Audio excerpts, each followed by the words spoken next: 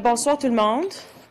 Je vous souhaite la bienvenue à notre séance du Conseil des écoles catholiques du Centre-Est à la date du 23 février 2016. Donc, je vais faire l'appel nominal.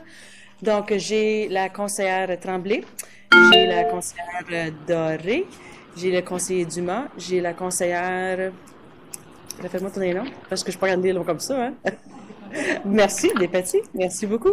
J'ai le conseiller Poirier, j'ai le conseiller Lemelin, j'ai le conseillère Pilon qui va se joindre à nous très bientôt.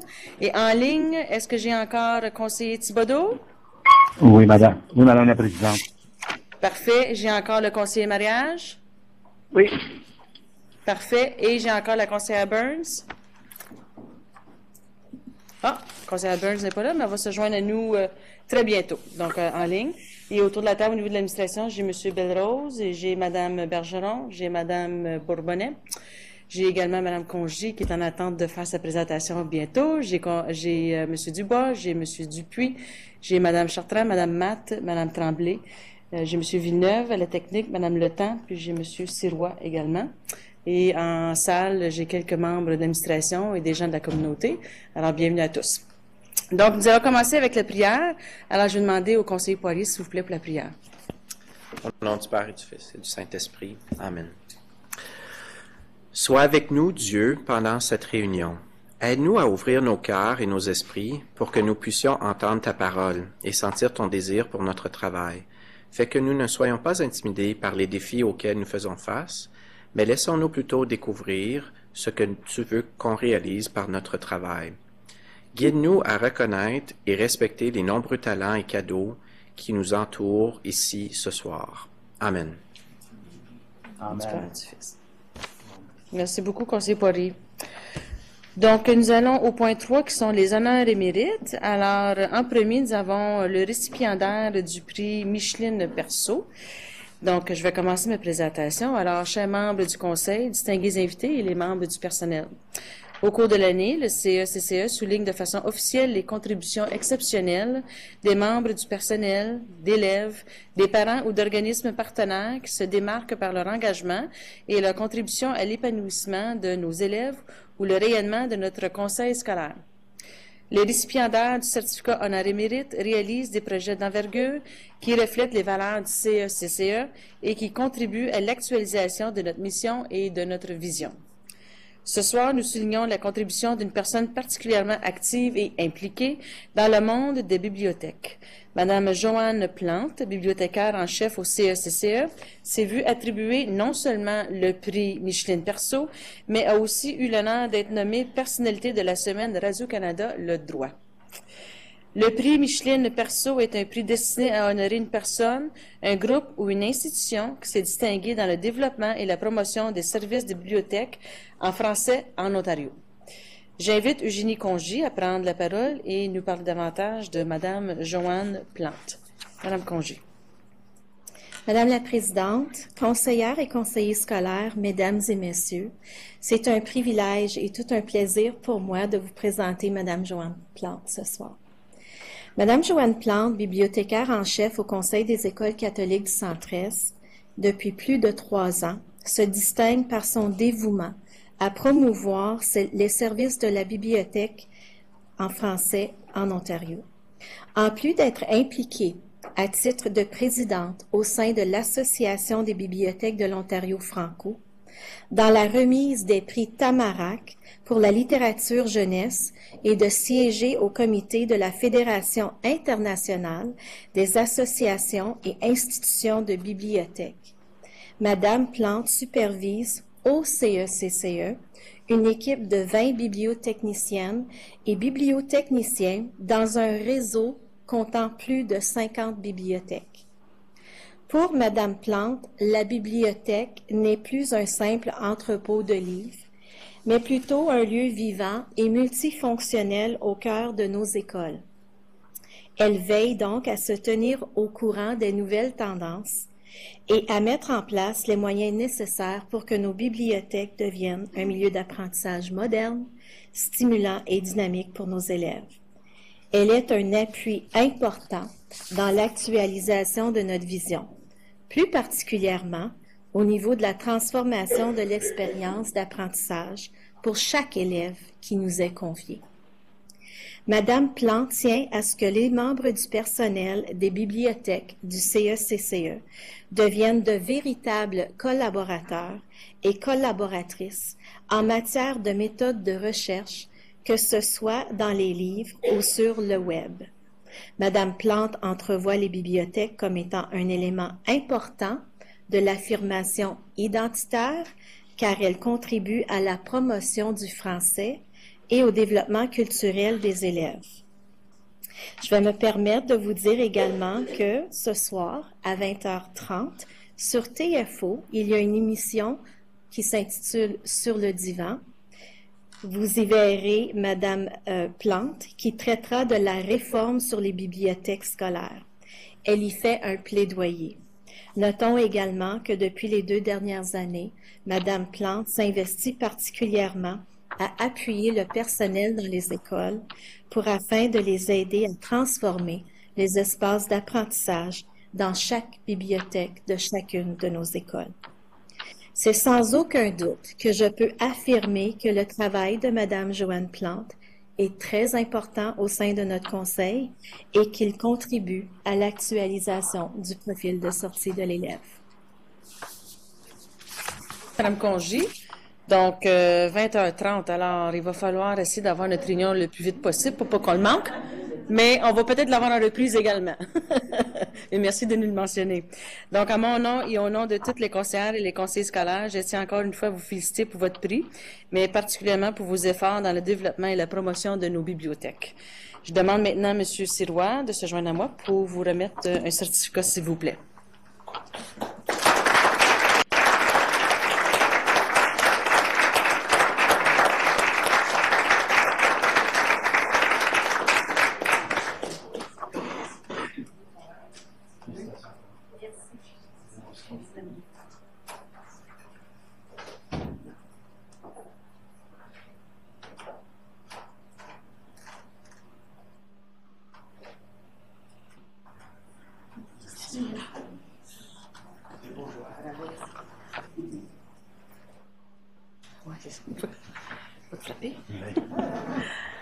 Alors, félicitations encore.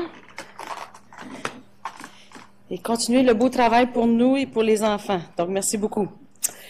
Maintenant, nous avons d'autres choses pour les honneurs et mérites. Alors, un athlète de calibre national, qui est notre titre. Donc, je vais vous présenter cette personne. Ce soir, nous soulignons aussi la détermination hors pair, la persévérance extraordinaire et les exploits d'Alexis Martel-Lamotte, un élève du Collège catholique Saint-Eugène qui a remporté en décembre 2015 la 2e place au championnat féminin U20 de soccer de la Confédération de football d'Amérique du Nord, d'Amérique centrale et des Caraïbes. Cette victoire a permis à Alexis et son équipe de se qualifier pour la Coupe du monde féminine U20 de la FIFA qui aura lieu en Papouasie, Nouvelle-Guinée en 2016. Donc, félicitations.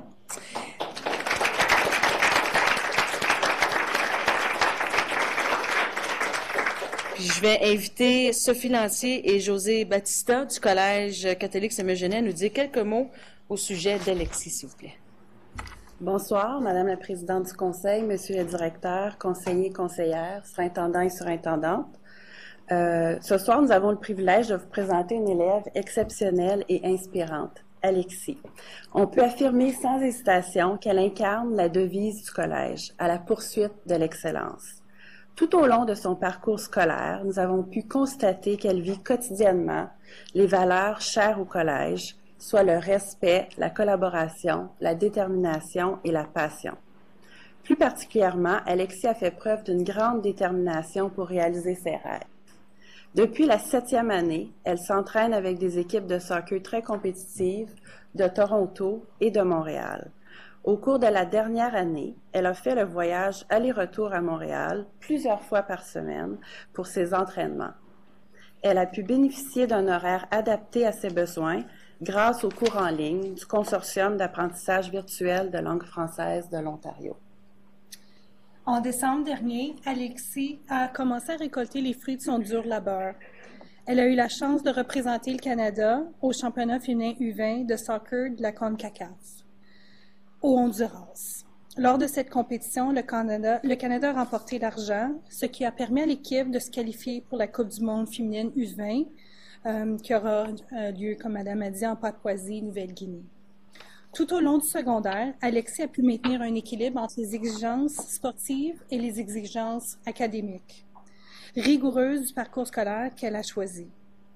Elle a su maintenir une moyenne générale de 92% en 12e année, et même de compléter son diplôme d'études secondaires de l'Ontario avant toute sa cohorte, donc au premier semestre. Ces résultats exceptionnels lui ont permis d'être admise dans une prestigieuse université américaine, l'Université Notre-Dame, en Indiana. Elle a signé l'entente au début février, confirmant sa place avec l'équipe de soccer féminine des Irish de Notre-Dame.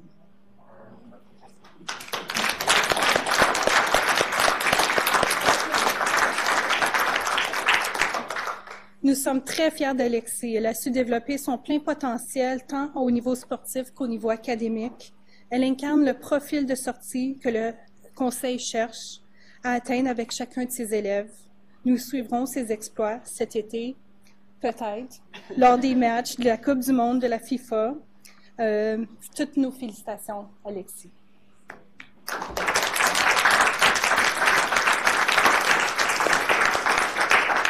Merci beaucoup pour ces mots pour qu'on puisse apprendre qui est Alexis. Donc, à mon nom et au nom de toutes les conseillères et les conseillers scolaires, nous te félicitons. On veut également t'indiquer de continuer de vivre ta passion et de persévérer pour atteindre les plus hauts sommets.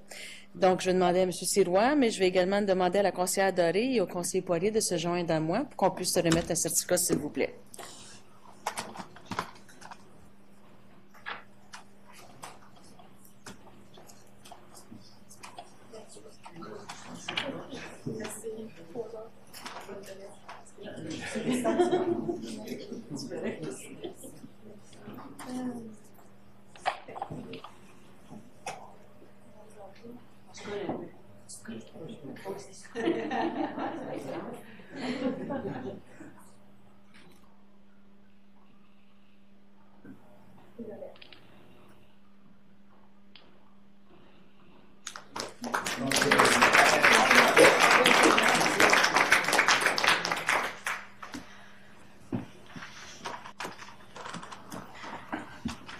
Donc, on sait qu'est-ce qu'on a à faire cet été, regarder du soccer. Apprendre à savoir c'est quoi le soccer, parce que je ne connais pas ça beaucoup, mais je vais l'apprendre. Alors, félicitations encore. Donc, pour ceux qui viennent de passer les honneurs et mérites, merci beaucoup d'être venus. Vous êtes les bienvenus de rester à la rencontre si vous voulez, on le dit à chaque fois. Mais également, je comprends aussi si vous voulez retourner à la maison, faire vos choses, vous êtes les bienvenus de faire ça aussi. Donc, merci beaucoup pour ceux qui sont venus. Alors, maintenant, nous allons au point 5, donc l'adoption de l'ordre du jour. Au niveau de l'ordre du jour, j'aimerais justement faire une modification. Donc, le point 11.2, qui est le rapport annuel du comité de participation des parents. J'aimerais pouvoir le devancer, pas tout de suite, juste dans 2 secondes, mais le devancer bientôt. On va le mettre au point 8.3 pour que Mme Bowerman, elle est ici, pour qu'elle puisse le faire. C'est ça? Bowers, excusez-moi, Mme Bowers, pour qu'elle puisse faire la présentation tout de suite à la 8.2. Donc, je vais faire ce changement-là. Et le 8.6 également, nous ne pourrons pas en discuter tout de suite parce qu'on a encore des discussions à faire au niveau du huis clos. Et c'est tout au niveau de changement, c'est ça? Parfait. Est-ce qu'il y a d'autres choses autour de la table pour changer? Sinon, je vais passer la proposition. Donc, est-ce que j'ai un proposeur pour adopter l'ordre du jour comme modifié? Conseillère Doré, appuyé de la conseillère Tremblay. Que soit adopté tel que modifié l'ordre du jour de la séance ordinaire du 23 février 2016 du CE-CCE. Je demande le vote. En faveur? En faveur. Parfait, c'est adopté. Merci. Point 6, donc la séance ordinaire du 26 janvier 2016. Je vais demander un proposeur appuyeur pour la recommandation. Donc, proposé par conseiller Thibodeau, appuyé du conseiller Lemelin. Que soit adopté tel que présenté le procès verbal de la séance ordinaire du 26 janvier 2016, tel que présenté à la séance ordinaire du CE-CCE du 23 février 2016. Est-ce qu'il y a des questions? Sinon, en faveur? En faveur. Parfait, c'est adopté. Est-ce qu'il y a des questions découlant de la séance du 26 janvier? Il n'y en a pas? Parfait. Donc, on y va avec le point 8.1, politique 3.1, planification financière et budgétisation, donc les redevances d'aménagement scolaire 2014-2019. Et nous avons également les points 8.2, la politique 3.9, qui est le réaménagement des communautés scolaires, donc révision du présent règlement d'imposition des redevances d'aménagement scolaire 2014-2019. Donc, ces deux points-là sont dans un seul rapport. Monsieur Sirois. Je vais passer la parole à Yvon. Merci, M. Sirois. Suite au mandat que le Conseil nous a donné afin de reviser le présent règlement, nous avons franchi toutes les étapes qu'on vous avait soumises, c'est-à-dire consultation publique avec les différents intervenants, promoteurs, etc. On a, suite à votre recommandation aussi, publié dans les journaux l'approbation des nouveaux taux à la séance de ce soir. Et puis, on constate qu'il n'y a pas de promoteurs qui sont sur place ce soir pour commenter. Donc, nous avons franchi toutes les étapes légales. Donc, on est à l'étape où l'approbation du règlement pourrait être fait ce soir pour une mise en œuvre, je crois, le 29, c'est-à-dire dans 5 jours. Et puis, je ne referai pas une présentation puisqu'elle a déjà été faite au niveau des raisons qui justifiaient la modification. Donc, nous avons 4 recommandations. Alors, je vais y aller avec la recommandation numéro 3, que soit reçu le rapport CECCE 15-16 plan.06 portant sur l'amendement proposé au présent règlement administratif de redevance d'aménagement scolaire numéro 01-2014 tel que présenté à la séance ordinaire du Conseil des écoles catholiques du Centre-Est du 23 février 2016. Un proposeur? Conseillère Doré, appui du conseiller Lemelin. Est-ce qu'il y a des questions? Sinon, en faveur? En faveur. Parfait, c'est adopté. La recommandation numéro 4. Donc, que le paragraphe 6 du règlement administratif de redevance d'aménagement scolaire numéro 01-2014 du Conseil scolaire des districts catholiques du Centre-Est de l'Ontario soit modifié de sorte à remplacer la redevance existante de 545 $ par une redevance de 618 $ comme suit. Sous réserve des dispositions du présent règlement administratif, une redevance d'aménagement scolaire de 718 $ par logement sera imposée à l'égard de toutes les catégories désignées d'aménagement résidentiel et à tous les types d'utilisation de biens-fonds, de structures ou d'immeubles désignés à des fins résidentielles, y compris tout logement qui est accessoire à une utilisation non résidentielle et, dans le cas d'immeubles ou de structures à usage mixte, à l'égard de tout logement dans l'immeuble ou la structure à l'usage mixte. Un proposeur. Conseiller Doré. Proposé. Appui du conseiller mariage. Est-ce qu'il y a des questions? En faveur? En faveur. Parfait, c'est adopté. La recommandation 5, que le paragraphe 9 du règlement administratif de redevance d'aménagement scolaire numéro 01-2014 du Conseil scolaire de district catholique du Centre-Est de l'Ontario soit modifié de sorte à remplacer la redevance existante de 40 sous par une redevance de 53 sous comme suit. Sous réserve des dispositions du présent règlement administratif, une redevance d'aménagement scolaire de 53 sous par pied carré de surface de plancher hors œuvre brute de l'aménagement non résidentiel sera imposée à l'égard de toutes les catégories désignées d'aménagement non résidentiel et à tous les types d'utilisation de biens-fonds, de structures ou d'immeubles désignés à des fins non résidentielles et, dans le cas d'immeubles ou de structures à usage mixte, à l'égard de tout usage non résidentiel dans l'immeuble ou la structure à usage mixte. Proposé. Conseillère Tremblay, appui de la conseillère Pilon. Est-ce qu'il y a des questions? En faveur? En faveur. Parfait, c'est adopté. Et la dernière recommandation, donc la numéro 6, que le CECCE adopte le règlement administratif de redevance d'aménagement scolaire amendé numéro 01-2016 portant sur l'amendement des paragraphes 6 et 9 du présent règlement administratif de redevance d'aménagement scolaire numéro 1-2014 du Conseil scolaire des districts catholiques du Centre-Est de l'Ontario, tel qu'il est proposé au rapport CECCE 15-16 plan.06 et présenté à la séance ordinaire du CECCE du 23 février 2016. Un proposeur. Conseillère Doré. Appui de la conseillère Pilon. Des questions? En faveur? En faveur? Parfait, c'est adopté. Merci beaucoup. Maintenant, le nouveau 8.3, donc, qui est le rapport annuel du comité de participation des parents. Donc, je demandais à Mme Bowers de se présenter ici à l'avant, qui est la présidente du comité comme tel.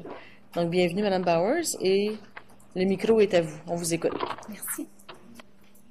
Bonsoir. Madame la Présidente, Mesdames la conseillère, mes Messieurs les conseillers, distingués invités, la surintendance. Au nom des membres du comité de participation des parents, le CPP, j'ai le plaisir de vous présenter notre rapport annuel pour l'année 2015 et je sais que vous avez probablement vu le document, c'est dans votre trousse, alors je vais simplement vous souligner quelques faits saillants. J'aimerais tout au début souligner des remerciements à 4 personnes en particulier. D'abord, la conseillère Diane Doré, ainsi que son substitut André Thibodeau. J'aimerais aussi souligner l'aide énorme et la participation de Madame Marie-France Ricard, qui ne peut pas être ici ce soir, ainsi que ma prédécesseur Esther Guindon, qui était la présidente du comité anciennement. Alors, peut-être un petit rappel, vraiment le bien fondé, si vous voulez, de CPP. Comme vous le savez, le ministère de l'Éducation avait demandé en 2006 à tous les conseils scolaires de la province de mettre en place un CPP dans le cadre de sa politique de participation des parents en éducation. Et le CECCE a ainsi créé notre premier CPP en 2006. Et avec l'adoption du projet de loi 177 sur le rendement des élèves et la gouvernance des conseils scolaires, le gouvernement de l'Ontario a rendu obligatoire en 2010 la création d'un CPP au sein de tous les conseils scolaires. Nous, lors de notre session inaugurale, si vous voulez, le 2 décembre 2014, on avait déterminé la participation du comité de participation des parents et c'était composé de 15 membres. Je vais peut-être souligner tout simplement le fonctionnement de notre CPP au cours de l'année 2015. On avait planifié 4 réunions et toutes les réunions étaient publiques et elles ont eu au centre éducation ici, dans cette même pièce. Ensuite de ça, on avait également souligné le mandat. Et ça, c'est important. Je vais juste vous le lire, si vous me permettez. Conformément au règlement de l'Ontario 612, Conseil d'école et Comité de participation des parents, le comité a comme mandat de donner des avis et des recommandations au Conseil sur des stratégies visant à accroître la participation des parents dans l'actualisation du profil de sortie de l'élève, qui vise à ce que chaque élève, enrichi et animé par son identité catholique et francophone, chemine vers le développement de son plein potentiel. Et comment on avait réalisé notre mandat? Entre autres, on donne des conseils, on donne des renseignements, on donne des avis à la direction de l'éducation. On communique avec les conseils d'école, on les appuie et on entreprend certaines initiatives pour aider les parents à soutenir leurs enfants. On avait également 2 sous-comités sur la formation et l'appui aux parents, ainsi qu'une formation de sélection de CPP qu'on avait entamée durant l'année passée. Et peut-être aussi à souligner quelques principales réalisations du CPP. Entre autres, on avait fait une campagne de recrutement en 2015. On a fait notre budget, notre rapport annuel dont je vous parle aujourd'hui. On a eu un congrès PPE en 2015, un colloque provincial. C'est tout énuméré dans le rapport annuel. On a eu à aider puis donner notre appui sur plusieurs ateliers, entre autres sur la cybersécurité, la cyberintimidation, les médias sociaux, l'initiation à la grammaire, ainsi de suite. Alors ça fut très intéressant. On a également participé. En fait, on a eu un de nos membres qui a gentiment participé à une colloque à Toronto. Elle s'appelle Marie-Noël Cassandre, à un projet Agir ensemble le 13 et le 14 décembre. Puis elle nous a représenté pour le CPP. Ensuite de ça, on a eu plusieurs autres rencontres. On a eu de temps en temps des appels conférences, et ainsi de suite. Moi, personnellement, je me considère très chanceuse d'avoir participé au nom des deux écoles. Mes enfants vont à deux écoles, Franco-Cité ainsi que Georges-Étienne Cartier. Donc, je suis très fière d'être maman des élèves dans ces deux écoles-là, puis aussi d'être membre de CPP. Et comme vous avez mentionné, Madame la Présidente, je suis élue présidente de ce comité cette année, alors ça me fait grand plaisir. J'espère pouvoir vous aider au courant de cette année qui s'en vient également. Et peut-être en terminant, au nom des membres de ce comité, le CPP, je souhaite remercier principalement le CECCE de nous avoir accordé sa confiance et son appui en 2015. Et en travaillant en collaboration, nous, les parents qui sont engagés et représentants de notre collectivité, on est en mesure d'offrir une meilleure éducation à nos enfants, qui est principalement notre but de tout le monde, ainsi qu'un appui soutenu aux parents et aux tuteurs dans notre communauté. Je pense que je vais terminer là-dessus. Je ne sais pas si j'ai manqué quelque chose, Madame la conseillère, non? Non, vous avez très bien fait ça. J'aimerais profiter de l'occasion pour vous remercier d'avoir accepté d'assumer la présidence du comité de participation des parents. Vous allez avoir une équipe formidable avec vous. Il y a des parents engagés, très engagés dans le comité de participation des parents. Et merci pour votre beau travail. Puis, je vais être avec vous encore pour un petit bout de temps. Parfait. Bien, merci beaucoup, Mme Bowers. Merci pour la présentation. Puis moi aussi, également, j'aimerais ça vous remercier puis passer le message aux membres du comité qu'on apprécie beaucoup le travail que vous faites et qu'on aime bien pouvoir avoir l'écoute et la discussion qu'on a avec le comité de participation des parents, qui est très important pour nous également. Donc, merci beaucoup d'être venu ce soir. Merci. Bonne soirée.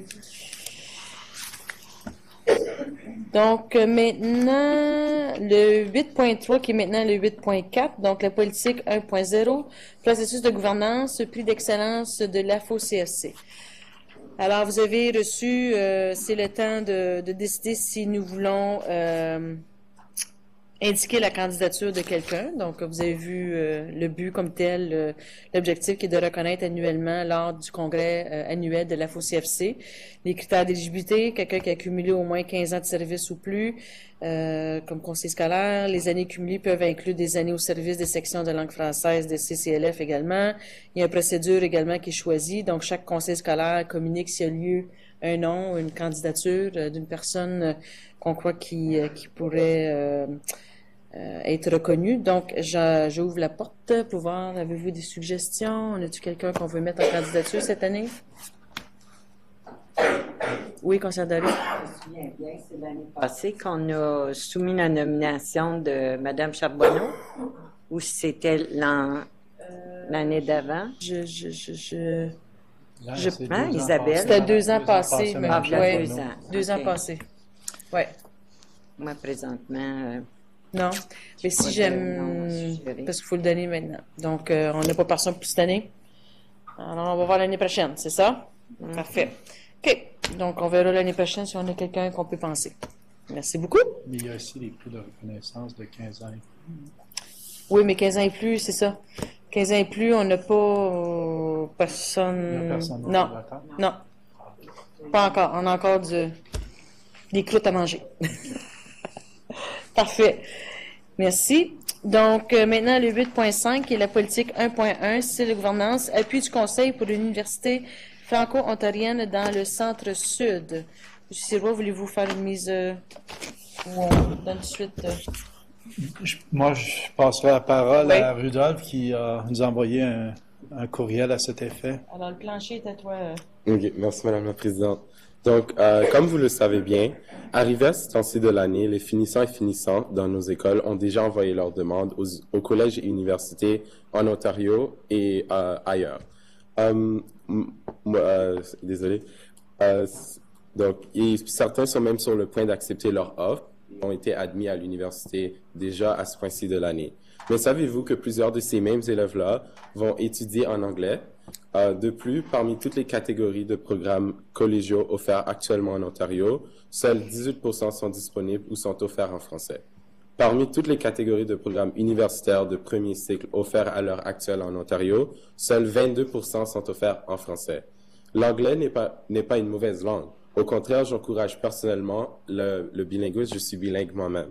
Je sais aussi que c'est le souhait de notre conseil pour tous les élèves qui graduent de nos écoles, qui puissent parler en anglais adéquatement tout en gardant un français de qualité supérieure. Mais la plupart des élèves qui vont en anglais le font par obligation puisque leur programme n'est pas offert en français. À ce moment, ils sont obligés de réapprendre tout ce dont ils ont à passer leur secondaire à apprendre en anglais. Et de plus, la transition du secondaire à l'université est déjà quelque chose de très difficile à faire. Donc, le fait d'avoir à le faire en anglais est un fardeau encore plus lourd sur les élèves. Donc, voici là où l'initiative de la FESFO, l'Assemblée et le REFO pour une université franco-ontarienne entre en jeu. L'université franco-ontarienne serait une université complètement francophone.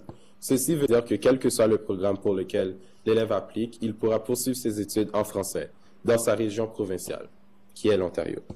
L'Université franco-ontarienne est une initiative supportée par le RECFO et les 21 élèves conseillers francophones en Ontario. Notre souhait est d'avoir le support des 12 conseils scolaires francophones de l'Ontario et jusqu'à maintenant, nous avons eu le support du CSDCCS et qui a été le premier conseil à montrer son support pour cette initiative. Et récemment, je crois que ça a été hier, il y a eu le support du CSCDGR. Et de la part du RECFO, des élèves, j'aimerais vous demander l'appui pour cette initiative en rédigeant un communiqué de presse pour annoncer notre appui, ainsi qu'une lettre à la Première ministre Kathleen Wynne pour démontrer notre support et en lui demandant d'assurer la création d'un conseil des gouverneurs transitoires pour la mise sur pied de cette université d'ici septembre 2018. Pour ta présentation. Merci beaucoup aussi pour tout le travail que vous faites, les élèves, d'appuyer cette cause-là. C'est quelque chose qui est important. Donc, nous avons une recommandation ici que le CECCE appuie le REFO, la FESFO et l'Assemblée dans la mise sur pied de l'Université de langue française provinciale en Ontario dans le centre-sud. Donc, je demandais au proposeur et un appuyeur. Proposé. Conseiller Poirier, appui du conseiller Lemelin. Est-ce qu'il y a des discussions, questions? Non? Donc, en faveur? En faveur. Parfait. Merci beaucoup. Puis les élèves aussi sont en faveur. Donc, merci beaucoup. C'est important. C'est important également qu'on puisse le savoir. Alors, nous allons entreprendre du côté administratif les lettres et les communiqués qu'on doit faire pour indiquer notre appui. Alors, continuez la bataille. On est derrière vous. OK? Merci. Maintenant, au 8.6, donc la politique 3.1, planification financière, donc budgétisation, objectifs prioritaires pour 2016-2017. Monsieur Sirois. Merci. Je vais passer la parole à Sylvie. Oh, elle est là. Je l'ai. Bonsoir. Alors, c'est le temps de l'année où on vous fait notre fameuse présentation sur les objectifs prioritaires qu'on propose pour l'année scolaire 2016-2017. Alors, juste donner le temps à Benoît de placer la présentation. Donc, à titre de rappel, vous êtes tenu comme conseil d'élaborer un plan pluriannuel qui vise à atteindre les objectifs qui sont prévus à la loi sur l'éducation. Alors, c'est dans ce cadre législatif ce soir qu'on vous présente, qu'on vous propose des objectifs prioritaires pour l'an prochain. Alors, M. Sirois, à titre de directeur de l'éducation, doit veiller à ce que ce plan-là soit élaboré, établisse les priorités du Conseil et précise les mesures et les ressources qui seront prévues pour le mettre en œuvre. Je vous rappelle également qu'au-delà du cadre législatif de la loi sur l'éducation, vous avez également 2 politiques de gouvernance qui touchent toute la question de planification pluriannuelle, la politique 3.1 et la politique 3.2.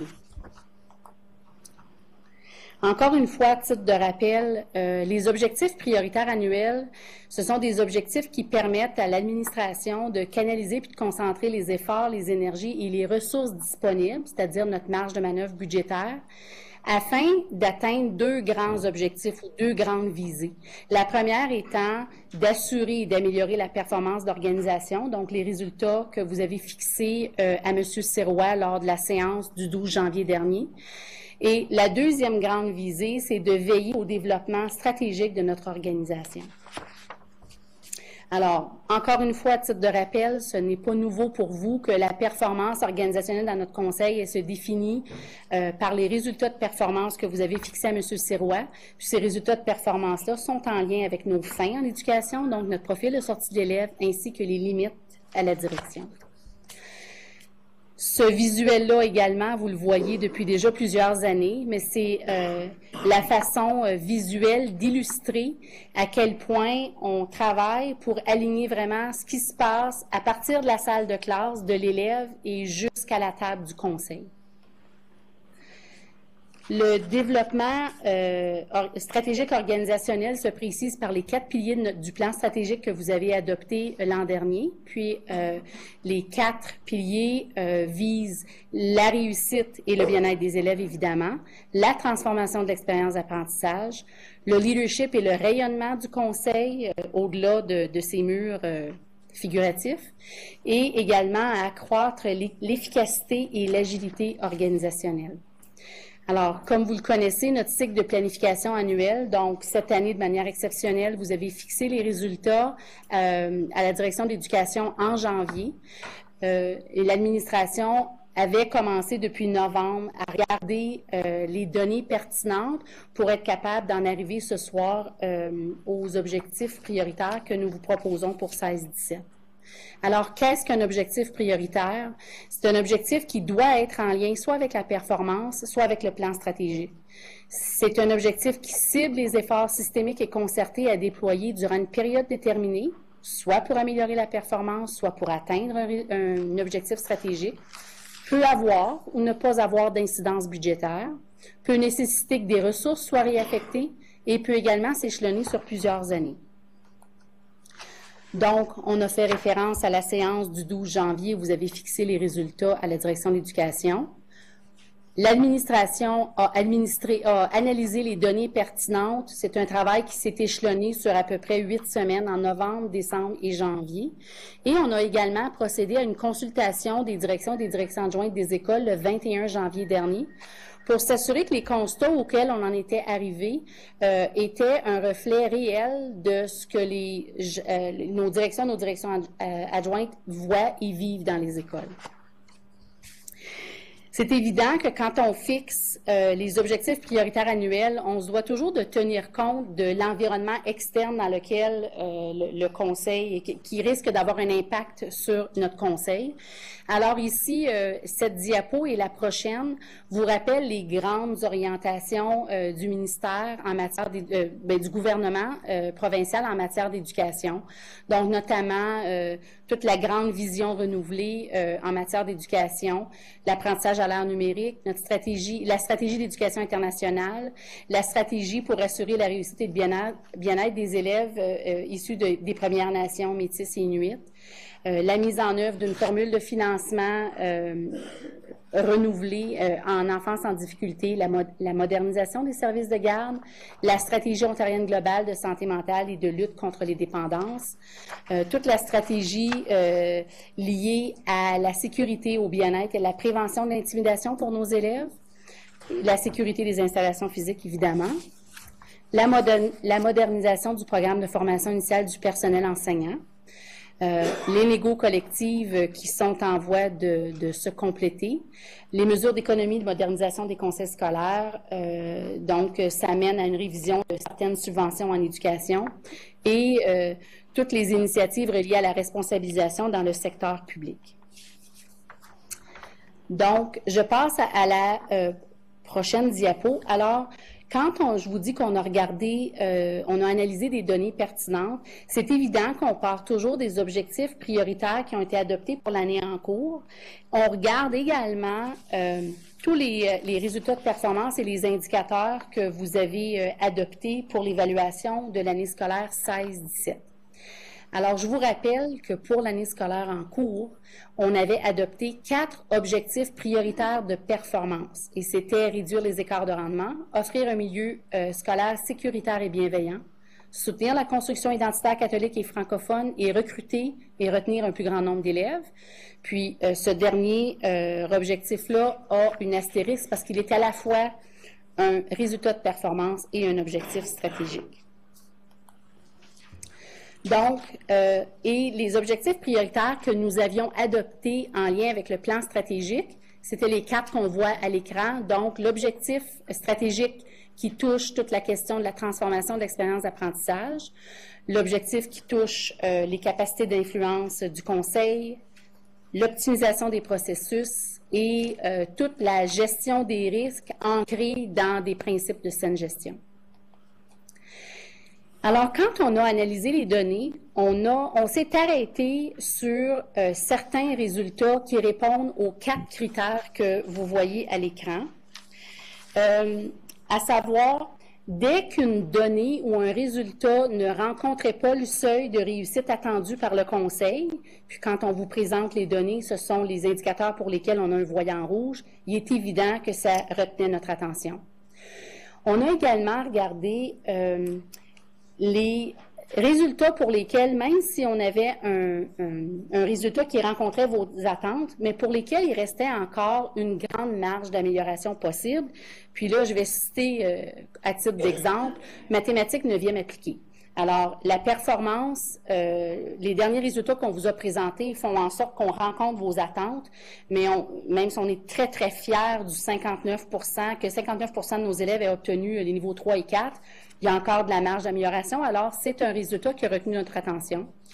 On s'est également attardé aux résultats qui révèlent une tendance d'amélioration qui stagne, soit depuis les 5 dernières années, ces questions d'OQRE, ou soit les 3 dernières périodes de sondage de satisfaction des parents et d'opinion des élèves. Et le dernier critère des résultats qui ont retenu notre attention, c'est celui où on voit une tendance à la baisse, encore une fois, soit depuis les 5 dernières années scolaires à l'OQRE ou les 3 dernières périodes de sondage. Alors, voici un peu les constats qu'on a fait au niveau de la performance. Alors, le premier résultat que vous avez fixé à la direction de l'éducation, c'est le résultat 4.0.1. C'est les élèves cheminent dans leur construction identitaire et catholique. On remarque qu'il y a 2 indicateurs, ou plutôt 3, qui ne rencontrent pas vos attentes ou pour lesquels il y a encore une marge d'amélioration possible. Alors, on a remarqué qu'au niveau du sentiment d'appartenance des élèves à l'école, parce qu'elle est catholique, il y a une marge d'amélioration possible. Et au niveau de l'utilisation du français oral, de la première à la 8e et de la 7e à la, pardon, de la première à la 6e et de la 7e à la 12e année. Au niveau du deuxième résultat que vous avez fixé à la direction de l'éducation, les élèves font preuve de pensée critique, utilisent de manière efficace les nouvelles technologies et réussissent dans leurs études. Ici encore, quelques indicateurs qui méritent notre attention particulière, que ce soit le pourcentage, le premier indicateur, c'est le pourcentage des élèves de 3e, 6e, 9e et 10e année qui obtiennent un rendement de niveau 3 ou 4 aux tests provinciaux. Alors, on remarque que chez notre sous-groupe d'élèves en difficulté, que ce soit en 3e, en 6e, toutes matières confondues, 9e et 10e année, il y a du travail à faire pour continuer à bien soutenir nos élèves en difficulté, pour bien réussir à l'OQRE. Également, nos apprenants du français, puis nos apprenants du français, là, ils ont besoin d'un coup de pouce particulier, c'est en 3e année en lecture, écriture et mathématiques, ainsi qu'en 6e année en écriture. On a également nos élèves nouvellement arrivés au pays qui ont besoin d'un coup de pouce en 9e mathématiques appliquées et théoriques ainsi qu'au TPCL. Puis enfin, des élèves qui ne rentrent dans aucun des sous-groupes subventionnés, mais des élèves qui sont au régulier, qui peuvent avoir besoin d'un coup de pouce en 3e, 6e année écriture ainsi qu'en 9e année appliquée. Alors, ce sont les zones où on croit qu'il y a encore du travail à faire pour soutenir puis améliorer la performance d'organisation. Pour le troisième résultat fixé qui a trait au fait que les élèves sont autonomes ainsi que capables de communiquer et de collaborer efficacement, on voit que pour 2 indicateurs, il y a du travail à faire pour améliorer nos résultats. Alors, les 2 indicateurs touchent les élèves de la 7e à la 12e année. Le premier a trait au nombre d'élèves qui disent apprendre à développer de bonnes habitudes de travail à l'école. Et le deuxième indicateur, c'est les élèves qui nous disent apprendre à développer leur sens des responsabilités à l'école. Alors, dans l'objectif prioritaire qui vous est proposé, une des intentions, c'est de mettre en place des mesures pour amener un plus grand nombre d'élèves à reconnaître qu'ils sont en mesure de développer des bonnes habitudes de travail à l'école et qui perçoivent apprendre à développer leur sens des responsabilités à l'école. Le prochain résultat touche la politique 3.3, qui est la politique qui parle du traitement des élèves et des parents.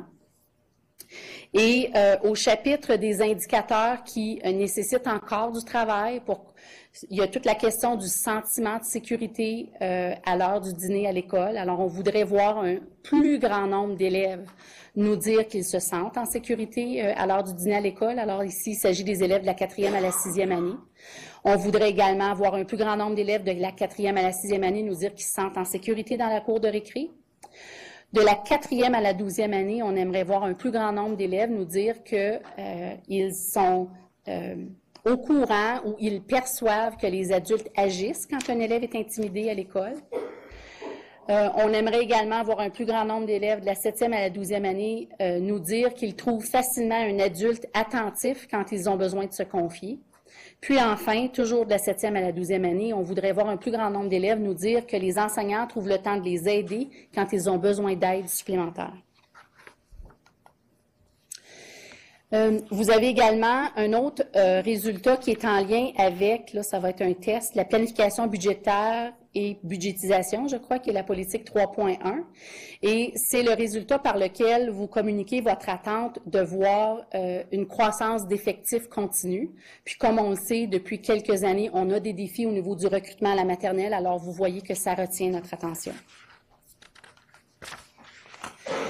Au niveau du plan stratégique maintenant, alors on passe de la performance au plan stratégique. L'année scolaire qui est en cours, c'était notre année 1 de la mise en œuvre du plan. Il y a quelques projets stratégiques qui ont été mis en branle et les constats d'administration, c'est qu'il y a 3 des 4 objectifs qui avaient été identifiés comme prioritaires pour l'année scolaire 15-16 qui mériteraient d'être encore prioritaires en 16-17 parce qu'ils nécessitent encore des efforts ciblés. Alors, on n'a pas fini de faire le travail qu'on avait à faire. Une petite mise à jour, donc, sur chacun des objectifs prioritaires au niveau de la transformation de l'expérience d'apprentissage. Alors, il y a beaucoup de travail qui est en marche présentement pour faire en sorte qu'à la fin de la présente année scolaire, on aura une définition commune et partagée de ce que ça veut dire, la transformation de l'expérience d'apprentissage pour les élèves du Centre-Est. Plusieurs initiatives ont été mises de l'avant. On n'a qu'à penser, puis là, on est dans une année 2 de mise en œuvre par rapport à ça, mais la création des postes de lead du profil de sortie d'élèves dans les écoles.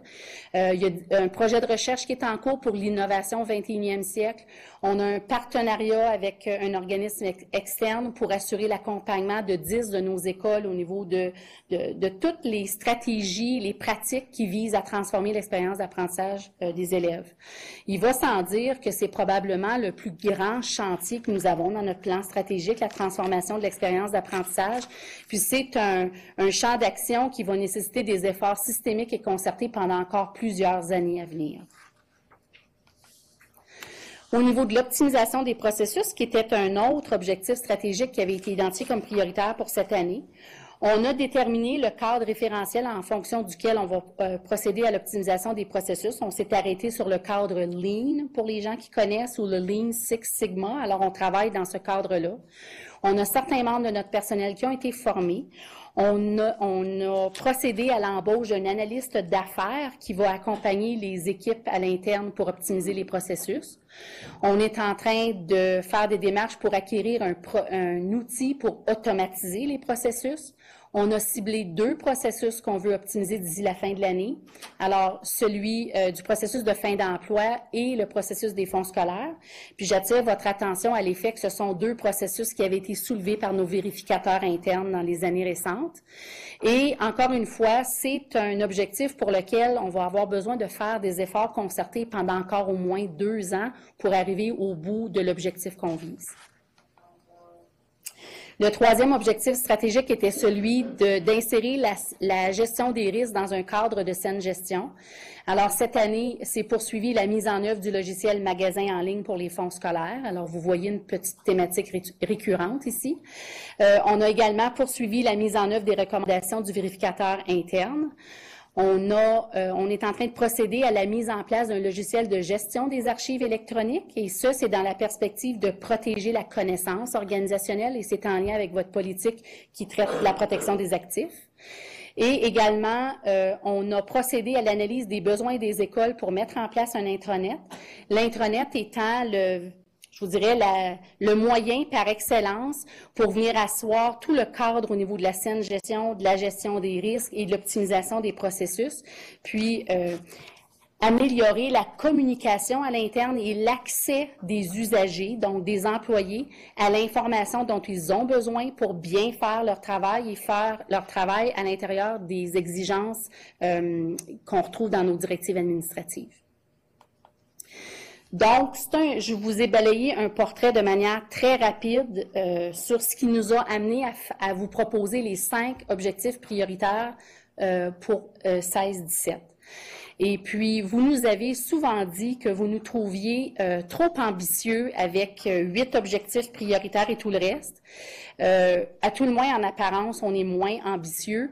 Du fait, je pense qu'au niveau de la performance, on est très, très ciblé sur là où on a besoin d'améliorer des résultats. Et c'est l'objectif prioritaire 1, qui est donc de poursuivre les efforts pour améliorer les résultats de performance et les indicateurs qui les requièrent. Alors, cet objectif-là, dans le fond, ramasse tout ce que je vous ai présenté là, dans les diapos 20 à 23. Et on propose de poursuivre avec 4 objectifs prioritaires stratégiques afin de continuer à bien positionner l'organisation dans une vision d'avenir. Alors, le 2e objectif prioritaire proposé, c'est de transformer l'expérience d'apprentissage. Le 3e, c'est de recruter et retenir un plus grand nombre d'élèves, notamment à la maternelle. Ça ne veut pas dire qu'on ne va pas regarder un petit peu plus large. Optimiser les processus, puis assurer la saine gestion qui inclut tout le concept de gestion des risques. Et je recède la parole à M. Sirois. Donc, vous avez une diapositive qui demande si vous êtes confiant que les objectifs prioritaires proposés assureront l'atteinte des résultats de performance ainsi que le développement stratégique de l'organisation, et ce, afin d'actualiser les fins en éducation tout en assurant la conformité aux limites de la direction. Merci beaucoup pour la présentation et pour la question. Donc, conseiller mariage. Merci. Et je suis heureux que j'ai pu me rejoindre en personne pour cet item-là. C'est toujours intéressant de voir le progrès qu'on fait sur nos objectifs, puis les priorités prioritaires pour l'année qui s'en vient. Comme je pense à presque chaque année, je m'intéresse surtout au niveau de la petite enfance, le recrutement à la maternelle, dans ce coin-là. Il me semble que ça fait un bout de temps qu'on n'a pas eu une mise à jour sur les programmes spécialisés en petite enfance qu'on offre. Je parle de PP3 entre autres, puis un peu moins jeux d'école. Puis j'avais mentionné à plusieurs reprises que ce serait bien de voir au moins de l'apparence que certains parents dans ma communauté me parlent qui se sentent un peu desservis, moins desservis qu'autres secteurs, peut-être un peu plus dans l'Est au niveau de la petite enfance, dans ce sens-là, dans le sens PP3. Donc, je serais curieux dans le cadre de cet objectif-là pour l'année en cours, si on pourrait peut-être nous présenter ou une stratégie ou la stratégie sur ce programme-là spécifiquement. Parce que je pense que surtout dans le sud, l'ouest de la ville, on a un grand bassin, puis c'est une communauté grandissante, comme vous le savez bien. Puis je pense qu'on perd des gens à la maternelle parce qu'on n'offre pas ces programmes-là d'introduction dans nos écoles, parce que c'est vraiment des communautés majoritairement bilingues, exogames. Puis je pense que le PP3 est axé sur des familles et le design était pour les familles exogames. Donc je pense que dans ces communautés-là, ça va de main en main. Puis je comprends le fait que c'est pas subventionné, le fait que c'est le conseil puis il y a des questions de place dans les écoles, etc. Mais je pense que on a été créatif avec autres défis qu'on a eu. Je pense qu'il y a moyen peut-être qu'on pourrait être créatif un peu dans l'ouest, le sud de la ville, soit dans l'offre dans différentes écoles, ou soit dans la redistribution dans la façon que les gens ont accès à ces programmes-là. Puis je vous ai parlé inofficiellement là, de peut-être des zones plus élargies, de zones de fréquentation spécifiquement pour PP3, par exemple. Puis c'est peut-être quelque chose qu'on pourrait revisiter cette année dans l'optique d'aider ce recrutement à la maternelle. Je pense, avec tout l'objectif que nous avons au niveau du recrutement de la maternelle, comme nous l'avons indiqué, c'est quelque chose qu'on veut apporter une plus grande attention pour cette année. Donc, on prend votre point, puis je pense que c'est des éléments qui vont pouvoir être inclus dans ce genre d'objectif-là. Merci beaucoup. Conseiller Poirier? On a vu avec les statistiques qu'on semblait perdre quelques élèves du jardin à la première année. Je ne sais pas si on pourrait avoir une précision au niveau de l'objectif 3, au niveau de la rétention.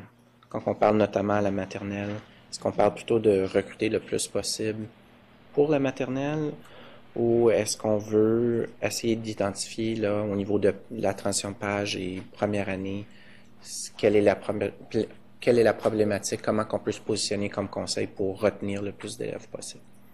Point, conseiller Poirier, je pense encore au niveau de la question de maternelle, oui, c'est un élément, le recrutement, parce qu'on a vu les chiffres dégringoler un peu. Donc, on veut s'assurer d'aller chercher les enfants qu'on peut aller chercher de ce côté-là. Mais c'est un bon point que vous apportez également au niveau de la rétention. Est-ce que vous avez quelque chose, M. Sirois, pour l'instant, rapidement, oui, à souligner? je vais passer la parole à Sylvie, puis je vais renchérir par la suite. Parfait. Donc, les analyses sont en cours présentement sur toute la question de la rétention en fonction du rapport du 31 octobre 2015. Puis, on sait déjà où on a des points de vigilance à garder en tête. Donc, il y a définitivement la maternelle, comme on l'a dit. Il y a de la 6e à la 7e année et de la 8e à la 9e année. Et ça, il y a une tendance là, je vous dirais, à ce chapitre-là. Et je sais que le secteur de communication avec le secteur de planif est en train justement de regarder ça. Alors, quand on vous dit que l'objectif stratégique qui est proposé pour l'an prochain, c'est de recruter, de retenir un grand nombre d'élèves. On va avoir un focus particulier sur la maternelle, mais on ne va pas s'arrêter qu'à ça. On va regarder toutes les zones de vigilance qu'on devrait avoir en matière de rétention pour être capable de s'assurer d'avoir une stratégie qui est plus large et plus englobante en matière de recrutement et de rétention. Excusez, juste laisser... Allez-y, je renchéris, okay. Je vais renchérir après. Non, je pense, merci beaucoup pour la réponse. Je pense aussi qu'il y a une opportunité, je pense une occasion intéressante au niveau de la ville d'Ottawa. Les conseils anglophones qui ont changé leur approche par rapport au programme d'immersion. Peut-être d'aller chercher des endroits qui justement se disaient, vont réaliser maintenant que, maintenant c'est 50-50 à l'école anglophone, donc peut-être que peut-être que ça vaut la peine finalement en termes d'ayant droit d'envoyer mon enfant dans une école justement francophone, vu que de toute façon il va avoir un focus sur le français dans une école anglophone. Tu sais, je pense qu'il y a du travail peut-être à aller, puis le climat est peut-être idéal justement à ce moment-ci. Un point, conseiller Poirier. Oui, M. Sylvain. Je voulais juste renchérir. Je vous avais mentionné qu'on avait entrepris un travail au niveau d'identifier la part du marché du conseil et d'aller voir dans les zones où on a un bassin de recrutement. Et puis, ce travail-là est bien entamé. J'ai eu la chance, c'est dirigé par Céline et son équipe. J'ai eu la chance d'avoir une première rencontre avec les consultants et puis il y a toute une stratégie derrière cet exercice-là. Et en temps opportun, on va venir vous faire une présentation pour vous dire qu'est-ce qui se passe au niveau de la part du marché, mais où sont les zones où on pourrait aller recruter un nombre d'élèves important. Et puis ça va également générer des stratégies de communication, de marketing et du positionnement stratégique sur le terrain, je pense par les agents de relations communautaires. Mais certainement qu'on va investir du temps et des efforts selon où il y a une plus grosse part du marché à aller chercher. Parce qu'on ne peut pas s'attaquer partout sur le terrain avec la même intensité, les mêmes ressources et le même investissement en termes de temps et effort. Donc, il va falloir cibler ces zones-là. Et le marché d'immersion fait partie de notre stratégie. Et je peux vous dire aussi que même d'augmenter et d'accroître notre capacité d'accueil au niveau des garderies, ça, c'est important, c'est un volet très, très important. Donc, c'est des discussions qu'on a, puis ça nous fera plaisir très bientôt de venir vous présenter le fruit de ce travail-là par l'entremise de Céline. OK. Excellent, merci. Est-ce qu'il y a d'autres questions? Oui. J'avais juste une question au niveau de la saine gestion pour le magasin en ligne. Donc, je me demandais si on pouvait rajouter l'option de payer avec une carte de débit avec l'option de payer avec une carte de crédit. Je sais que beaucoup d'élèves disaient que ce serait plus facile pour leurs parents de payer pour des activités, etc., avec une carte de débit. Donc, c'est une question à propos de ça. Oui, on va recevoir le commentaire puis on va regarder ce qui peut être fait. Okay. Merci beaucoup. D'autres questions? Oui, conseillère Doré. À la question. À la question. Je pense que dans l'ensemble, on se penche réellement aux objectifs qui peuvent améliorer notre performance et surtout la réussite de tous nos élèves. Alors, je regardais la façon que vous l'avez présenté tantôt, le constat performance, les indicateurs. Vous avez marqué pourcentage des élèves de 3e, 6e, 9e année qui ont eu un rendement de niveau 3 ou 4. Mais ça, quand vous marquez en difficulté, Madame la Présidente, c'est pour les élèves qui n'ont pas atteint les niveaux 3 et 4. C'est que par les années passées, on voulait réellement qu'il y ait une attention qui soit portée à ces enfants-là et que des stratégies soient mises en place pour réellement que ces élèves-là passent d'un niveau 1, 2 à un niveau 3. C'est possible. Alors, je me demandais si réellement c'était l'effort, ce qui était écrit là, désignait réellement les élèves d'un niveau autre que le 3 et 4. C'est bien ça. Oui. Et si vous avez eu la chance de lire le rapport qui avait été présenté au CCED, le dernier CCED, je crois, Monique et moi, on avait montré le progrès des élèves avec qui étaient en difficulté ou ayant des besoins particuliers et la progression des élèves aux différents résultats de l'OC. On est en progression à ce niveau-là. C'est-tu le mois dernier que vous avez présenté les résultats? C'est une très belle présentation. Puis qu'avec les objectifs prioritaires qui ont été mentionnés, on devrait avoir encore l'excellence, c'est possible, au CECCE. Donc, je vais lire les recommandations que nous avons. Alors, que soient adoptés les objectifs prioritaires 2016-2017 tels que présentés lors de la séance ordinaire du CECCE du 23 février 2016. Un proposeur. Proposé par le conseiller Mariage, appui du conseiller Lemelin. Est-ce qu'il y a d'autres questions? Sinon, en faveur? En faveur. Parfait, c'est adopté. Merci. Donc, nous avons encore conseiller Thibodeau en ligne. Et est-ce que la conseillère Burns est encore là? Non? OK. On va se joindre. Est-ce qu'elle va pouvoir? Excellent. Nous allons sauter le dernier point, le 8.6, la politique 3.9, parce que nous avons des choses à discuter à huis clos encore, puis on va y revenir tantôt. Maintenant, la section 9, donc les rapports des comités. Donc, le 9.1, comité consultatif pour l'enfance en difficulté, la séance du 3 février 2016. La conseillère Brianne n'est pas là. Et je pense que c'est Mme Ricard qui participe d'habitude. Non, c'est Mme Chartrand. Oh, Mme Chartrand. Excusez-moi, Mme Chartrand. OK. Alors, est-ce qu'on a une présentation à faire par... Peut-être qu'on prendrait les questions s'il y en a. J'ai fait allusion tout à l'heure, suite à la question de la conseillère Doré, des résultats du test de Locke en lecture, écriture et mathématiques, et où on a constaté une amélioration continue. Donc, s'il y a des questions, on nous fera plaisir, soit moi ou soit, je pense que c'est Mme Chartrand qui serait la plus habilitée à répondre à vos questions à ce moment-ci. Parfait. Donc, vous avez la présentation, vous avez le document. Est-ce qu'il y a des questions? Sinon, j'ai... Oui, non, OK, parfait. OK, parfait. Que soit reçu le rapport du comité consultatif pour l'enfance en difficulté du 3 février 2016, tel que présenté à la séance ordinaire du CECCE du 23 février 2016. Un proposeur. Appui de la conseillère Tremblay. Proposé par la conseillère Tremblay, appui de la conseillère Doré. En faveur? En faveur. Parfait, c'est adopté. Merci. Oui, conseillère Doré? Madame la Présidente, pourquoi est-ce qu'on ne discute pas du 8.6? C'est pas un sujet qui était au huis clos? Oui, nous avons des éléments au huis clos. Oui, nous avons des éléments. Orléans? Oui, nous avons des éléments, c'est sur l'autre jour du huis clos. Il n'y a pas de problème.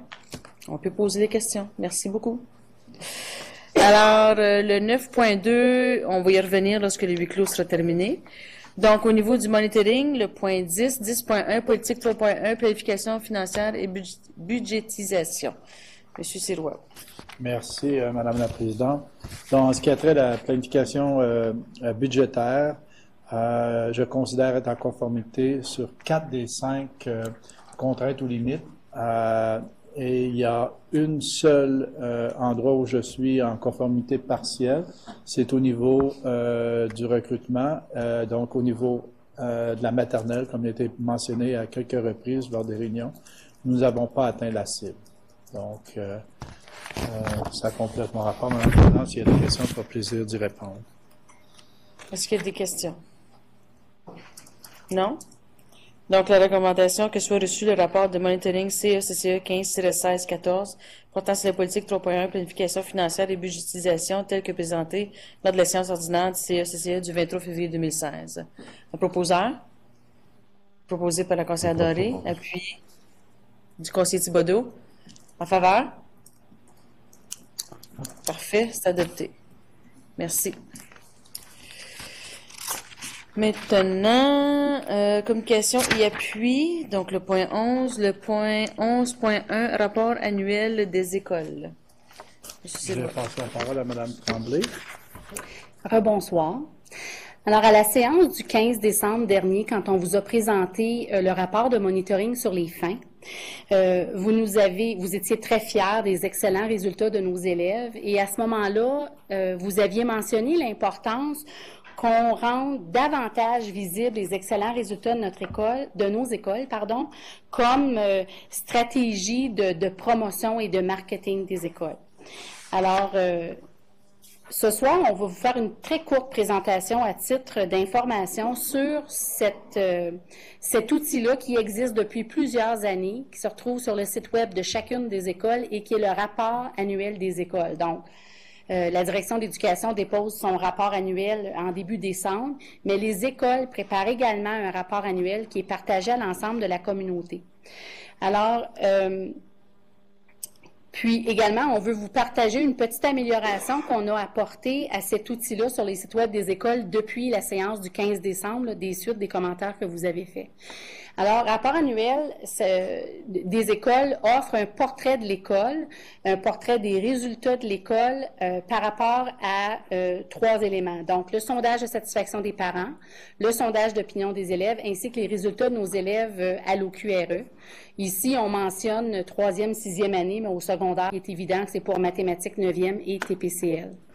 Et le but du rapport annuel, c'est de partager à l'ensemble de la communauté et les parents, évidemment, suffisamment d'informations pour leur permettre d'apprécier la performance de l'école en regard de ces indicateurs-là. Alors, comme je le disais, le rapport se trouve sur le site web de chaque école dans l'onglet « Notre école » et c'est le dernier titre. Et ce qu'on a fait depuis le 15 décembre, et c'est le service des communications sous la direction de Mme Bourbonnais qui a apporté cette amélioration-là, dans la banderole qui défile sur le site web de chacune des écoles, il y a maintenant un visuel qui invite les gens à cliquer pour aller consulter le rapport annuel des écoles. Alors, c'est pour mettre les résultats en évidence. Alors, quand on clique soit sur le titre rapport annuel ou sur la banderole, là, quand arrive le visuel du rapport annuel, on retrouve le mot de la direction d'école et pour des fins d'efficacité et d'efficience, depuis quelques années, c'est un mot qui est standard pour l'ensemble de nos directions d'école et qui se veut un peu une mise en contexte, une introduction à l'ensemble des résultats qu'on peut trouver sur le site. Puis également, notez que les rapports annuels de l'école sont disponibles non seulement pour l'année qui s'est terminée, donc en l'occurrence là maintenant 14-15, mais on peut également remonter jusqu'à 10-11. Donc en tout, les parents, la communauté, des parents qui sont en train de faire du magasinage pour les écoles sont capables d'apprécier la performance de l'école sur 5 années scolaires. Alors, on trouve ici un petit visuel des données qui sont disponibles pour consultation. Donc, je disais, le sondage, ça tombe bien cette année qu'on ait fait cette petite amélioration-là du fait qu'on a un sondage de satisfaction des parents puis un sondage d'opinion des élèves qui est tout récent, puis également les résultats à l'OQRE là, selon le niveau. Alors, dès qu'on appuie sur le petit plus qu'on voit à la droite dans les bandes bleues, alors là, on voit défiler les résultats de manière plus détaillée. Alors, en ce qui a trait au sondage de satisfaction des parents, on est capable de voir les résultats de l'école pour chacun des énoncés du sondage de satisfaction et également le résultat global du conseil. Alors, ça donne une chance aux parents, aux personnes intéressées, d'être capables de voir comment l'école performe en regard de la performance globale du conseil. Alors, il en est de même pour le sondage d'opinion des élèves. Puis, quand on arrive aux résultats de l'OQRE, à ce moment-là, on est capable de voir pour 3e, 6e année, lecture, écriture, mathématiques. Puis, on peut voir l'historique sur 5 ans, à la fois de l'école, du conseil et de la province. Alors, en un coup d'œil, on a quand même un bon ensemble d'informations qui permet d'apprécier où se situe l'école au niveau du rendement des élèves en regard du conseil et de la province. Alors, c'est un petit tour de piste rapide, mais c'est juste pour vous dire que vous nous avez semé de bonnes idées et puis on a donné suite à ça depuis la séance du 15. Parfait. Oui, conseiller mariage.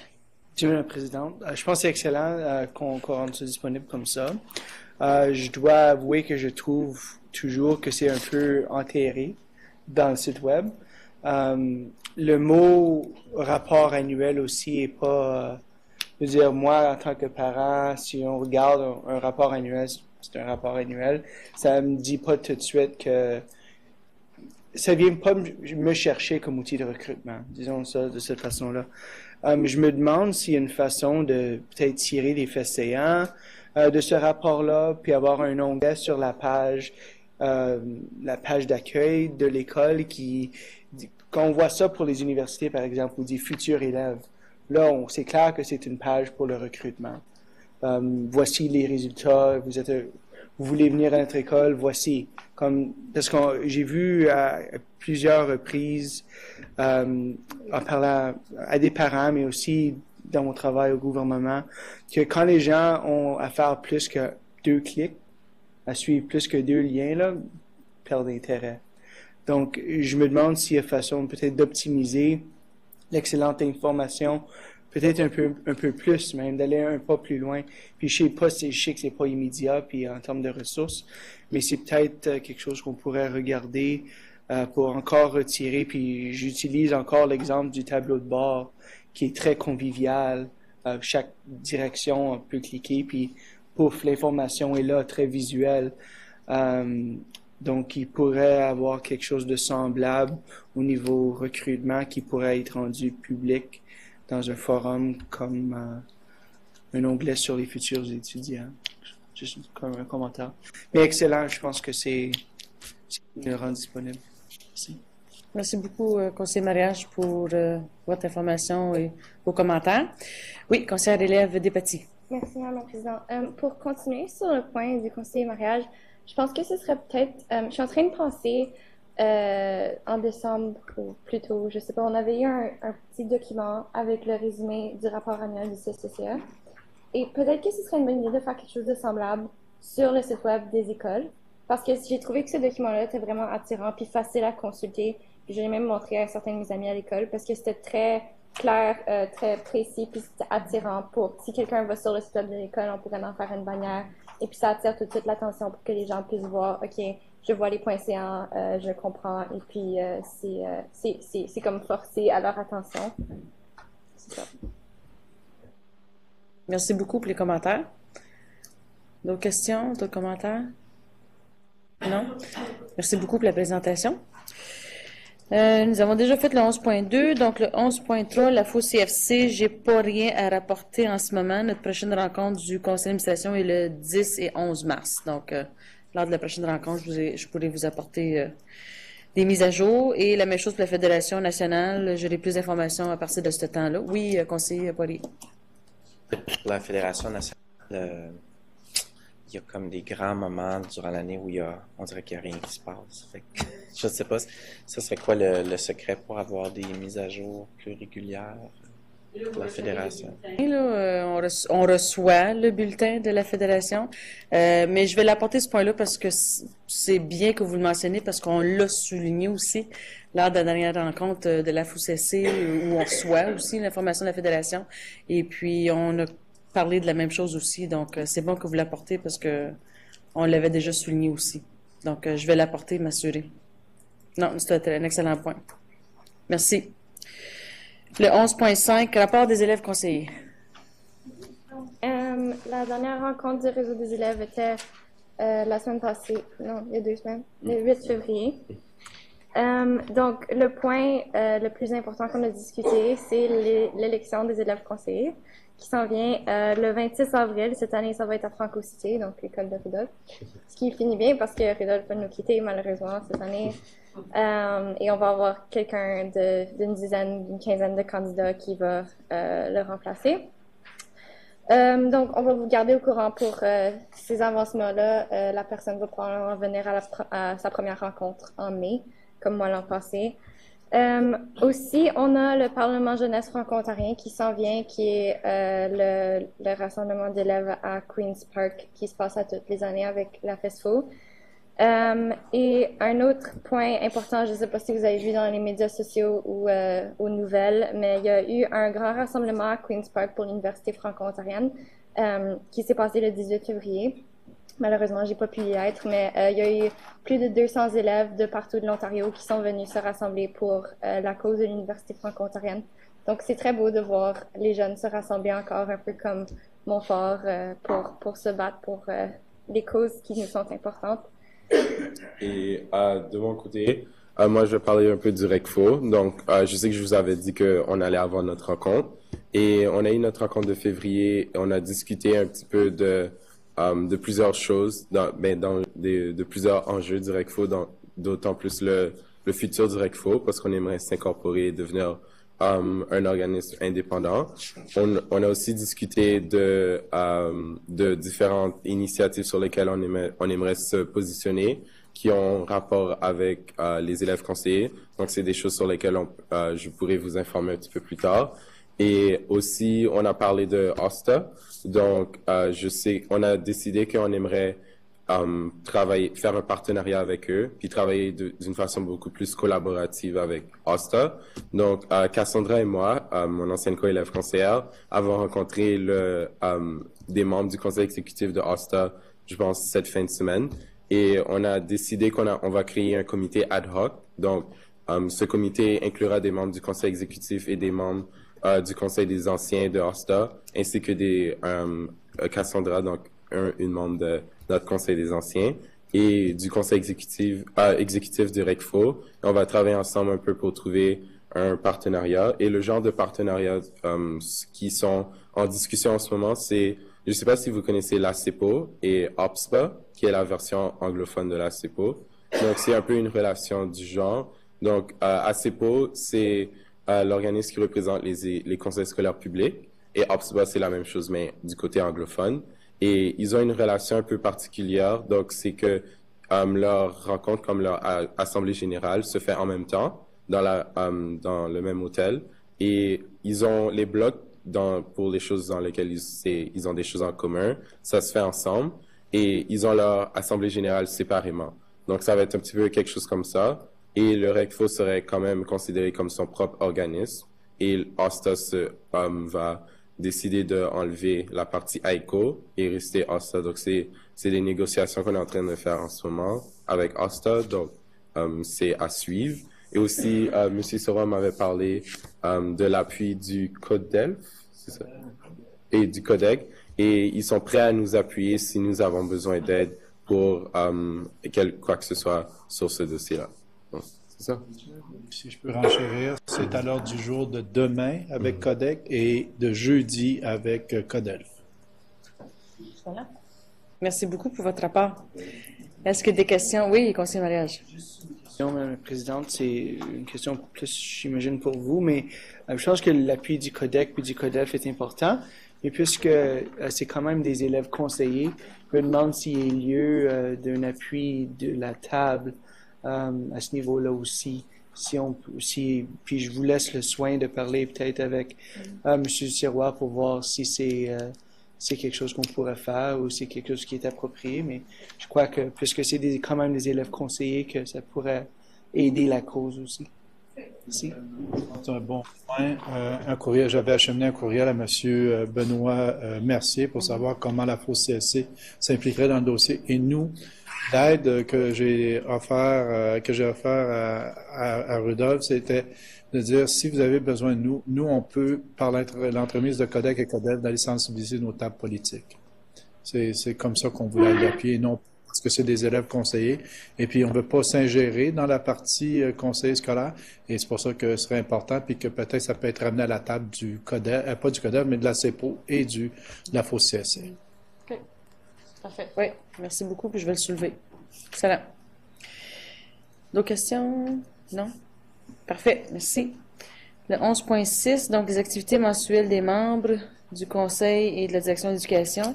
Moi, je veux juste en profiter. Vous avez vu que le 9 février, j'ai participé à la table ronde provinciale des directions de l'éducation puis des présidences et vice-présidentes des conseils scolaires.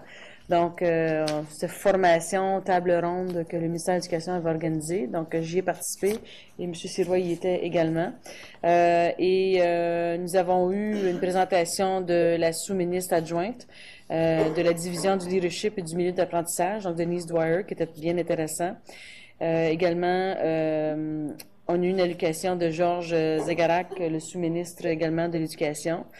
Nous avons eu notre cher ami Dominique Giroux aussi, également, qui est notre ancien conseiller scolaire ici à notre conseil, maintenant à l'Université Laurentienne, qui était très intéressant. Dominique, les gens ont... C'est pas tout le monde qui le connaît comme nous on le connaît. Donc, son parcours au niveau là, de où il a commencé, le plus jeune conseiller scolaire également en province et où il est rendu maintenant. Le point de vue de qu'est-ce qu'il a vécu comme conseiller scolaire et l'expérience qu'il peut apporter maintenant avec l'université, puis au niveau de la province, puis au niveau de la francophonie. Donc, on regarde même peut-être, parce qu'il a apporté des points vraiment intéressants, et on pense peut-être avec la FOCFC, lors de la du prochain congrès qu'on va avoir, on a peut-être un temps dans l'agenda où on pourrait peut-être lui demander de participer. S'il ne peut pas, on veut le garder en tête, mais il y a des choses intéressantes qu'il peut apporter comme nouveauté également, puis vraiment notre rôle comme conseiller scolaire. Donc, c'est vraiment intéressant qu'ils aient apporté comme information. Et puis par la suite, il y a eu un groupe d'experts, des experts au niveau de la direction, au niveau de la présidence de conseil scolaire. Il y avait une experte, Mme Joanne Lacombe, qui était là pour vous représenter. Nous avions également Edith Dumont, qui était là au niveau du conseil public et d'autres directeurs d'éducation et de présidence. Donc, on a surtout parlé de notre rôle avec le directeur d'éducation. Donc, c'est apporter des points de vue, des façons de faire, des outils également qu'on peut aider les gens. Également, le genre de relation entre conseil scolaire et directeur d'éducation. Donc, je pense qu'il y a des points là aussi qui pourraient être intéressants pour nous plus tard au niveau de formation puis au niveau d'outils. Donc, je pense que c'était bien intéressant. Et par la fin de la journée, on avait une séance interactive avec des élèves d'une école du secteur de Toronto où on s'est assis avec eux et on a parlé de nos principaux messages qu'on aimerait ça pouvoir apporter dans chacun de nos conseils scolaires, qu'est-ce qui fait la une de notre conseil. Donc, c'est intéressant. Moi et Régent, on était assis avec, c'était tous des artistes, et on avait une période de 15-20 minutes où on pouvait, qu'est-ce que nous, au CECCE, on veut apporter comme nouveauté, puis comment est-ce qu'on pourrait le publiciser, ça c'est quoi le nom d'un magazine qui pourrait, donc c'était juste d'avoir cette interaction-là avec les jeunes, puis je pense que c'est un bel exercice qu'on a beaucoup apprécié aussi. Donc, je ne sais pas s'il y avait d'autres choses à ajouter à la table ronde, mais c'était très bien fait, ouais. Donc, je remercie le ministère d'avoir organisé ce genre de séance. Est-ce que vous avez d'autres choses à ajouter? Est-ce qu'il y a des choses à corriger au niveau des activités mensuelles ou questionnements? Non? Parfait. Merci. Couverture médiatique. Merci pour la couverture. Des questions? L'agenda annuel du Conseil, donc mise à jour. Des choses à souligner? On va juste regarder, voir. Non, c'est beau. Et le calendrier des activités du Conseil, donc pour le mois de mars, des choses à souligner qui s'en viennent. Je sais que jeudi, cette semaine, c'est le prix Bernard Grandmaître. Oui. Donc, jeudi soir. Qui participe au prix Grandmaître? Moi, j'y vais. On a 3 tables, Madame la Présidente. 3 tables, c'est bien. 4 tables maintenant? 4 tables. OK, parfait. OK, donc moi, je vais être aussi. 3 mars, c'est votre organisation avec Michael Fullman qu'on avait déjà discuté, également qui s'en vient. Le gala des rendez-vous de la francophonie le 3 mars. Je pense que c'est un mois qui est assez occupé. Déjeuner du maire que vous allez participer aussi.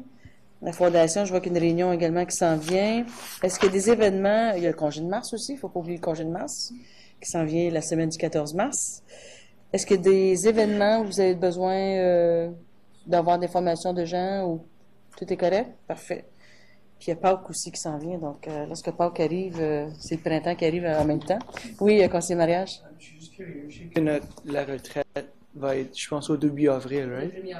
Donc, est-ce qu'il va y avoir de l'information qui va nous parvenir dans quelques semaines, c'est ça? Oui, c'est ça. Attendez de regarder l'ordre du jour, là, tout finaliser ça pour vous autres. Vous préparez. C'est beau? OK. Et le point d'où, là, je vais prendre l'information. Donc, que les informations transmises sous la rubrique communication et appui soient reçues telles que représentait la séance ordinaire du CECCE du 23 février 2016. Un proposeur, conseiller Pilon, appuyé du conseiller mariage. En faveur? En faveur. Parfait, c'est adopté. Merci. Et l'agenda automatique, calendrier scolaire 2016-2017, Monsieur Sirois. Merci, Madame la Présidente. Je vais passer la parole à Sylvie. Pas grand-chose d'autre. Si vous avez des questions, on va les prendre. Sur le calendrier scolaire de la prochaine année scolaire. Je sais que les parents questionnent beaucoup puis ont hâte de voir les dates. Je sais que on me dit ici à la réception qu'il y a beaucoup d'appels à ce sujet. Donc, en ce qui a trait le calendrier scolaire et la période des fêtes, j'imagine? Oui. Oui. Donc, ça termine très tard et ça recommence très tard. C'est ce que vous avez comme reçu? Oui. Ça finit le 23, je crois, c'est ça? Oui. Et ça recommence le je vois de mémoire, là, mais... Est-ce qu'il y a des questions au niveau du calendrier? Oui, conseiller Poirier. Juste, j'oublie, est-ce que CPO va prendre les mêmes 2 semaines à Noël que nous? Et C'est ça le plan? c'est les 3 conseils ensemble, c'est Ouais. la même date. D'autres questions? Est-ce que vous croyez que ça va répondre aux préoccupations des parents, ce calendrier-là? OK. Parce que vous avez dit que vous aviez entendu des choses. Non, ils ont juste hâte d'entendre. Ah, Ils ont juste hâte de savoir. Ah, OK. OK.